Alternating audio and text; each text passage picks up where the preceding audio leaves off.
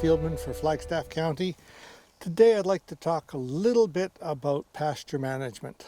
Now I'm standing here in a pasture that hasn't been used for some time.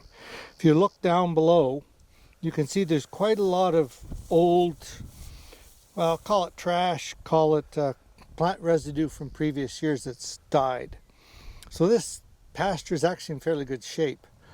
You take a look around, you take a look at the species of plants here, and a lot of native species. There's some invasive plants like brome grass. Smooth brome grass is actually an invasive species into pastures. The nice thing about this, you can see there's lots of growth. The issue with any grass that gets grazed is that to regrow, it needs moisture, of course, but it also needs energy to get that growth going and get the leaves started, which are your factories for the energy. And to get that, it needs energy from somewhere, so it actually takes it from the roots. So every time you graze or cut grass, you shrink that root mass as it gets the energy to get the regrowth, and then you've got to give it enough time to rest so that you can recharge those roots. And in a continuous grazing situation, which I'll show you a little later, it's grazed, but then it's grazed again. The regrowth is grazed again before it has time to build up some root reserves. And then you end up with what is often called a root-bound situation. And if you dig into the soil, you'll notice that the roots are basically concentrated in a band within 1 or 2 inches of the soil surface. So it can't get the roots down further for better moisture, for better nutrients, and it stops being productive. Now, in tame pasture situations, often people will say it's time to rip it up and reseed it. Well, that's one way of doing it, but it's expensive. And you could also use a rest rotation where you basically give it a year, maybe even 2 years to rest, and over time those roots will start extending back down into where the nutrients are and where the moisture is and become more resilient from grazing. But that also is expensive because you rely on that pasture. Another way of dealing with that too is using fertilizers.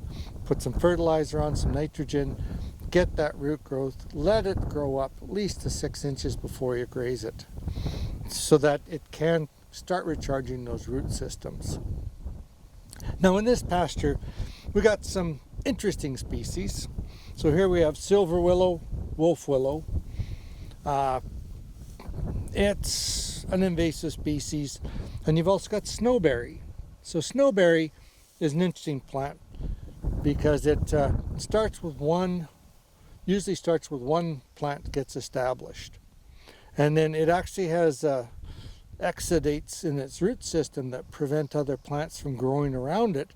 So over time it starts making these little clonal things that are just total snowberry and choking out all other plants, and they're totally non-productive. And both snowberry and silver willow are not palatable. But this is a pasture that's in pretty good shape. Chances are it hasn't been grazed for a year, maybe 2. It could use a little grazing. Grasses do best under grazing.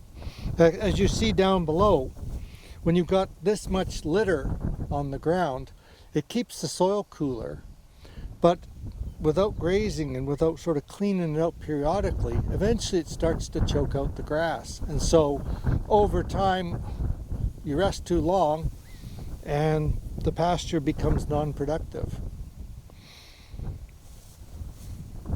Other than this, there's not a whole lot of invasive species. We got some wild roses, some wild raspberry, bit of dandelion, but it's still mostly grass, so it's still good grazing here.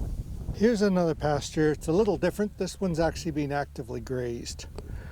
As you can see, it's got some fair bit of grass, but also has some indicators of either poor soil or else past overgrazing.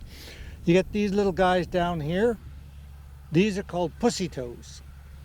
You'll notice too that we don't have the same height of plant growth as well. And there's a lot more other species. This pasture does have a lot of different plants in it. There's quite a few legumes, there's some clovers, there's some vetches, which are good to graze.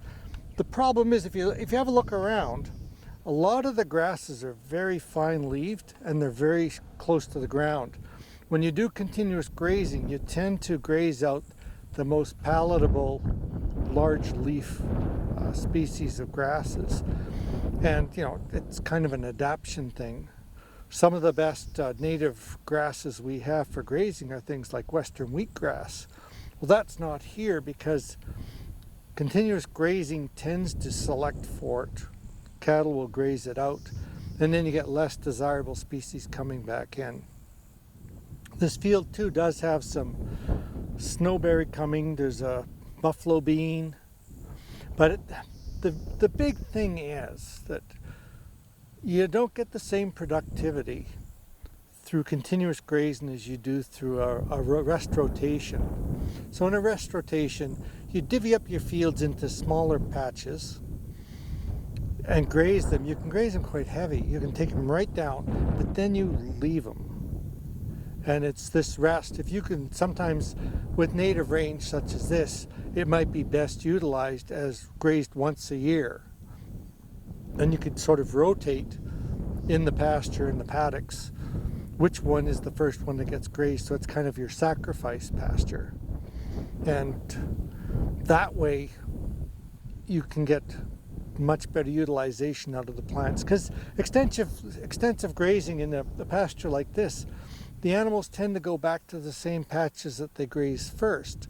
So they'll graze the young lush grasses, then come back to it just as it's regrowing. And so you don't give those grasses a chance to really, as I said before, put some energy back into the roots to allow regrowth.